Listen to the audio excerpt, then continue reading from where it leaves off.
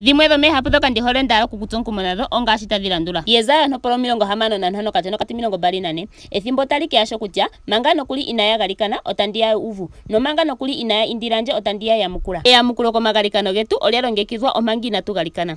Ehalo okupopya nomumwa kombinga yeempumbwe dhetu otali zilile ku Kalunga. Oye ota longo mutse okukala tuna ehalo nokulonga ehalo lye. Shika otashi tu ulukile kutya Kalunga okwa ilongekidhila okutukwathela muudhigu wetu. Uudhigu owuli mpoka kutya otse aafupi okuya putate Kalunga nokumwiindila. Uuna twa ninga popepi na Kalunga otatu mono aishe tatu igwedhelwapo. Ombimbeli otayi tu kumagidha kutya natu kongeni tango oshilongo sha Kalunga. Natu galikaneni twaanezimbuko. Natu leshe nomishangwa kuseyene tse tulongeleni omumwa nomwenyo agushe. Nango kehole Yesu nagwanitha iipango ye. Yesu ote kulombwele tati thigapo aishe ngoye tolandulandje. Hola mukweni ngaashi wiihole mwene. Oshilongo shegulu oshango kaafo kanona. Ngele opuna ngoka te kudhenge kolupanda lumwe, mpa olupanda lukwawo. Uuyuni awuke muhepeka inamutila ngame ndasinda uuyuni. Idhidhimika ano sigo okusa nanga ndike kupa oshishani shomwenyo. Ondemupe esapati lyange likale edhidhiliko pokati ketu nane. Keshe ngoka ta tambula edhidhiliko lyochilikama ota adhikwa kondjoshi ya Kalunga. Shika otashi ulike kutya edhidhiliko lyochilikama olyo esapati lyochilikama. Ondathikama pochelo tandi konkola naangoka te vulu omweelo ndiyemo otandi ya kuye. Ngo to tambulako hapu ya Kalunga ombepo ndjapeko otayi ku ithana wuye kuye.